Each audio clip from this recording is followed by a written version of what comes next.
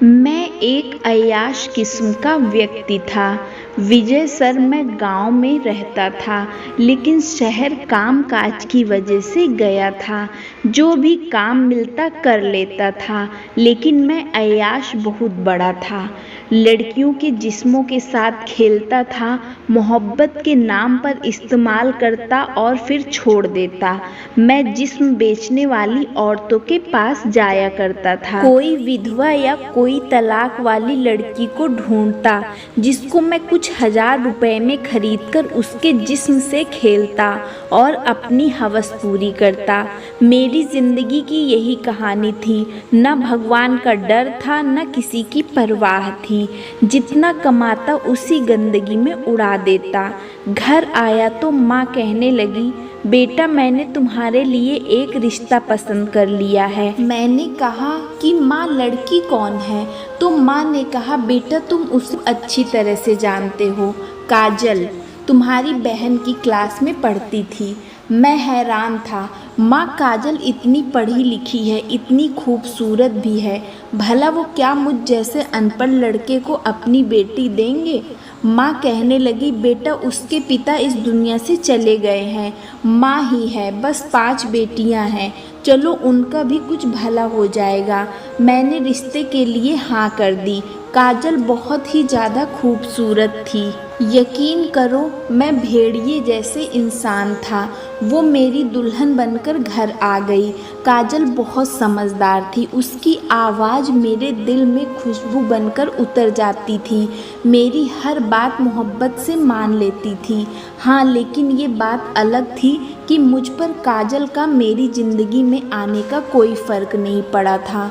मैं 2 महीने बाद फिर से शहर चला गया और मैं फिर वहाँ जाकर अय्याशी में डूब गया। मैंने तरह तरह की लड़कियों के साथ रिश्ते बना लिए। मैं काजल को न खुद कभी फ़ोन करता, ना ही खर्चा भेजता। वो खुद कॉल करती तो मैं बस उसका हाथ लेता और कह देता काम पर हूँ, बाद में बात करूँगा। काजल मेरा इंतज़ार करती, लेकिन मैं लापरवाह इंसान अपनी रंगीन दुनिया में मस्त रहा। एक वक्त ऐसा आया, मुझे काजल एक बोझ लगने लगी। 4 साल हो गए थे शादी के। हमारी 3 बेटियां थीं। काजल की माँ भी उसे छोड़कर इस दुनिया से चली गई थी। मैं अपनी दुनिया में मग्न रहा। बेटियां और काजल मेरी राह देखती, लेकिन मैं अय्याश इंसान न समझ सका। जब घर में गरीबी ने आ घेरा, भूख के दौरे पड़ने लगे, तो काजल मुझे दिन रात फ़ोन करती। मैं इग्नोर कर देता। पत्नी थी मेरी, लेकिन मैं पापी मर्द पूरी तरह से पापों में डूबा रहा। मैं 7 महीने बाद घर गया। सोचकर गया था कि बस पायल से तलाक लेकर जान छुड़ा लूँगा। घर गया, बेटियां मेरे पास आईं कि पापा हमारे लिए कुछ लेकर आए होंगे, लेकिन मैं खाली हाथ गया। मेरी माँ भी सामने ही खड़ी थी। काजल रात को मेरे पास आई और कहने लगी, आप क्यों नहीं समझते मुझे? चाहे कुछ न दो, मैं किसी भी चीज़ से गुजारा कर लूँगी, लेकिन इन बेटियों पर तरस खाओ। ये तुम्हारा खून है। देखो उनकी तरफ, कितनी बेबस हैं बेचारी। लेकिन मैं अंधा हो चुका था। मैं तो बस जान छुड़ाना चाहता था काजल से। मैंने गुस्से से काजल को गाली दी और कहा, काजल अब मैं तुमको नहीं रख सकता अपने साथ। अब मैं तुम्हारा खर्च नहीं उठा सकता हूँ। मैं तुम्हें सिर्फ तलाक देने आया हूँ। काजल ये सुनकर मेरे सामने हाथ जोड़ने लगी। ऐसा न करो, इन बेचारों का क्या होगा? प्लीज़ ऐसा मत करो। मैं आपसे 1 रुपया भी नहीं लूँगी, बस मुझे तलाक न देना। मैं तलाक के कागजात साथ लेकर आया था। मैंने उसी समय तलाक के पेपर में साइन ली और वहाँ से चला गया। न जाने क्या हाल हुआ होगा काजल का, क्या गुजरी होगी उस पर। मैं पापी इंसान उसे वहाँ छोड़कर चला आया। मेरी बेटियाँ सो रही थी। मैं वापस शहर चला आया। वहाँ 1-2 लड़कियों के साथ दोस्ती हुई थी। शाम गुजरती, दिन गुजरता मैंने वहाँ एक लड़की से शादी कर ली। मैं उसके साथ रहने लगा। न बेटियों का हाल पूछा, न काजल की खबर ली। माँ को भी भूल गया। जिससे शादी की वो बाजारू लड़की थी। यूँ कहें वक्त गुजारने के लिए हमने शादी की थी। विजय सर, मैं अपनी बेटियों को भूल गया। वो किस हाल में है, कहाँ है, काजल की तो बात ही न करे, उसका तो चेहरा ही मैं भूल गया था। हाँ, याद था तो काजल का मुझे वास्ता देना, मेरे सामने हाथ जोड़ना। वो मुझसे चाहती ही क्या थी, सिर्फ मेरा नाम। वो कपड़े रोटी कोई दौलत नहीं मांगती थी। उसकी बस इतनी सी चाहत थी कि मैं उसे तलाक न दूं। विजय सर, मैं आज 55 साल का हो चुका हूँ। शायद कि जिस विजय को मैं सर कह रहा हूँ वो मेरी बेटी का हम उम्र हो। खैर, आखिर ये तो रस्म है हमारे समाज की। औरत को जब चाहो पाँव की जूती बना लो, जब चाहो हाथ थाम लो, जब चाहो तलाक मुंह पर थूक दो।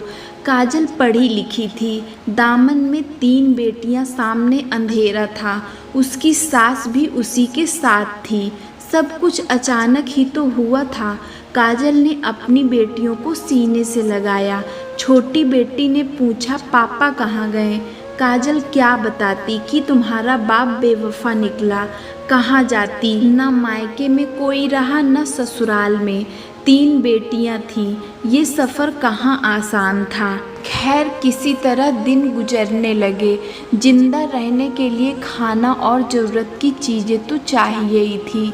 काजल की सास ने कहा, काजल बेटी, ये घर मेरे नाम है, मैं तुम्हारे नाम करना चाहती हूँ। मेरा बेटा मेरे लिए अब मर चुका है। कुछ हमदर्द लोगों ने कुछ दिन तो हमारी बहुत मदद की, लेकिन सहारा कोई ज़िंदगी भर यूँ तो नहीं बनता ना। हर कोई बस मतलब के खातिर हमारा साथ देता था। जहाँ मतलब खत्म हुआ वहीं से सारे रिश्ते खत्म हुए। बेटियां स्कूल जाती थीं। काजल पढ़ी लिखी थी। उसने एक प्राइवेट स्कूल में टीचिंग के लिए अप्लाई किया। 10,000 की नौकरी मिल गई, लेकिन 10,000 काफ़ी तो नहीं थे घर चलाने के लिए। फिर सफ़र दरिंदगी का शुरू हुआ। हर मर्द हवस की नज़र से देखने लगा। कोई दोस्ती करना चाहता था तो कोई पैसे देकर वक्त गुजारना चाहता था। एक दिन काजल स्कूल से वापस आ रही कि एक लड़के ने बाइक खड़ी की। पास आकर कहने लगा, मैडम जी, आपको रोज देखता हूँ, आप पैदल इतनी दूर चलकर जाती हो, आप मेरे साथ बाइक से आ जाया करिए। काजल ने उस लड़के के सिर पर हाथ फेरा। मेरा भाई, भगवान आपको लंबी उम्र दे। आपने मेरी मदद करने का सोचा, लेकिन क्या मैंने कभी आपसे कहा कि मुझे पैदल आने जाने में कोई दिक्कत होती है? लड़का शर्मिंदगी महसूस कर रहा था। काजल को ऊपर वाले पर पूरा यकीन था, भगवान उसको अकेला नहीं छोड़ेंगे। कुछ मर्द तो डायरेक्ट ये भी कह जाते कि 1000 रुपये ले लो और एक रात का रिश्ता बना लो। काजल शांत थी और सब मामला ऊपर वाले पर छोड़ देती। काजल भूखी रही, लेकिन सर से दुपट्टा न उतरा। ना बाजार की रौनक बनी, ना किसी लड़के के साथ दोस्ती कर वक्त गुजारा। हर सुख दुख भगवान के साथ शेयर किया। फिर उसे गवर्नमेंट स्कूल में टीचर की जॉब मिल गई। ऊपर वाले ने कृपा की, हालात बदलने लगे। एक ऐसा वक्त भी आया कि काजल की सास भी चल बसी। काफ़ी पैसा खर्च हुआ। सास के जाने के बाद घर में भूख ने डेरा डाल लिया। गांव की नालियां साफ करने वाला 2 महीने से नहीं आ रहा था, तो काजल ने गांव के प्रधान जी से बात करके नालियां तक साफ की। मेरे समाज के मर्द और उनकी इंसानियत पर लाख 12 बरसी होगी। खैर, 1 नाइट जॉब लग गई थी। बेटियां वक्त के साथ बड़ी हो रही थी। कपड़े, सिलाई और स्कूल में टीचिंग सब कुछ करने लगी थी। ऊपर वाले ने फिर से मदद की। बड़ी बेटी पढ़ाई में काफ़ी अच्छी थी, वो मेडिकल में जा लगी। छोटी दोनों बेटी अकाउंटिंग करने लगी। काजल समाज की आंख में आंख मिलाकर एक इज्जतदार औरत बनकर हालात का मुकाबला करती रही। काजल ने न किसी के सामने हाथ फैलाकर भीख मांगी, न जिस्म का सौदा किया, न पैसे कमाने के लिए कोई बुरा रास्ता अपनाया।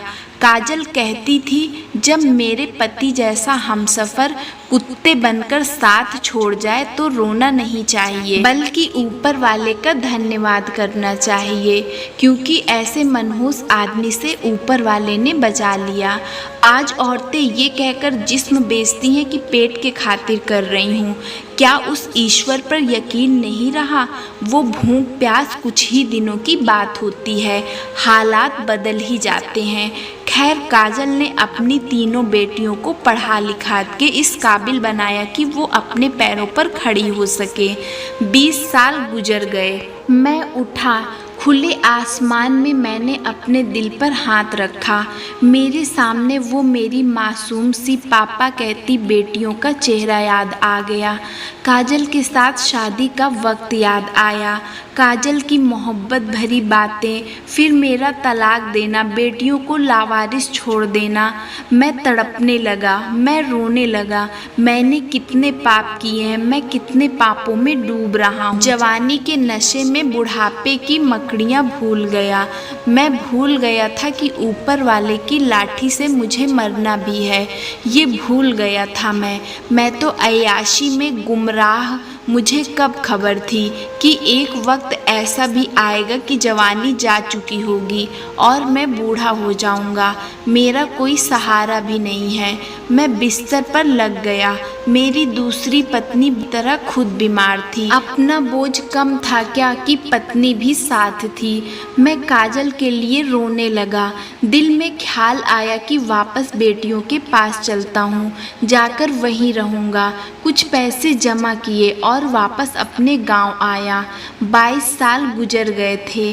22 साल के बाद गांव आया तो पूरा गांव बदल चुका था। मेरे सब दोस्त बूढ़े हो चुके थे, कुछ तो दुनिया से भी चले गए थे। मैं अपने घर के सामने गया। वहाँ बहुत बड़ी बड़ी कोठी बन चुकी थी। घर दुल्हन की तरह सजा हुआ था। पता चला आज मेरी बड़ी बेटी की शादी है। बारात आने वाली थी। मैंने देखा काजल गुलाबी सूट पहने खड़ी थी। साथ में मेरी तीनों बेटियां भी खड़ी थी। मुझे भला कैसे कौन पहचानता। मैं बूढ़ा हो चुका था, बाल भी बढ़े हुए थे। तो चाहा कि एक बार बेटियों को जाकर सीने से लगा लूं। लेकिन सामने कैसे जाऊं, कैसे बेटी से मिलूं। मैंने पिता होने का आखिर कौन सा फर्ज निभाया। बारात आ गई। मैं बाहर खड़ा था। शादी हुई। मैंने बाहर बैठे फकीरों में बैठकर खाना खाया। आंखों में आंसू थे। बेटी विदा हो रही थी। दिल तड़प रहा था। मैं उस भीड़ में बहुत करीब चला गया। मेरी बड़ी बेटी मेरे सामने थी। मेरा दिल चाहा कि जाकर अपनी बेटी को सीने से लगा लूं। मैं चीख चीख कर रोना चाहता था। इस भीड़ में काजल की पहली नज़र ने मुझे पहचान लिया। मेरी आंखों में आंसू थे। काजल मुझे आवाज़ देने लगी। मैंने हाथ जोड़कर माफ़ी मांगने का इशारा किया और बोझिल कदमों से वापस लौटने लगा। मैंने अपनी ज़िंदगी को खुद नरक बनाया था। विजय सर, मैं समझता था कि मैं मर्द हूँ तो बहुत ताकतवर हूँ, लेकिन मैं बहुत रोता हूँ। इंतजार कर रहा हूँ। काजल को छोड़कर बर्बाद हो गया। ना अच्छा इंसान बन सका, ना अच्छा बेटा बन सका, ना अच्छा पति और ना अच्छा पिता। दिल चाहता है बेटियों के पास रहूं, वो मुझे पापा कहकर पुकारें, मैं उनको सीने से लगा लूं। लेकिन विजय सर, मैं बहुत बेबस हूँ। आप मेरे पास आओ, मुझे मेरी बेटियों से मिलवा दो। मैं लावारिसों की तरह नहीं रहना चाहता। मैं ऊपर वाले से हर रोज़ माफ़ी मांगता हूँ। ना जाने भगवान मुझे माफ़ भी करेंगे या नहीं। विजय सर, डॉक्टर कहते हैं कि अगर बाईपास सर्जरी ना करवाया तो कुछ भी हो सकता है। मैं तो अब बस सबके लिए एक बात कहूँगा, किसी को दुख देने से पहले सोच लेना, भगवान सब देख रहा है। मैंने इतने पाप किए हैं कि अब मैं खुद से भी नज़र नहीं मिला सकता। काजल ने साबित किया कि अगर हिम्मत करें तो क्या कुछ नहीं कर सकते। उसने एक अच्छी माँ, अच्छी औरत बनकर दिखाया। विजय सर, बस मुझे एक बार बेटियों से मिलना है।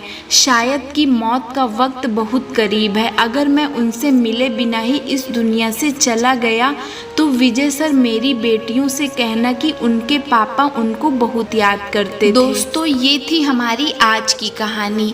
आपका क्या कहना है इस कहानी के बारे में? कमेंट्स करके हमें ज़रूर बताएं। वीडियो को लाइक करके चैनल को सब्सक्राइब कर लीजिए ताकि आने वाली वीडियो आपको तुरंत मिले। चलिए फिर मिलते हैं आपसे अगली वीडियो में। तब तक के लिए धन्यवाद।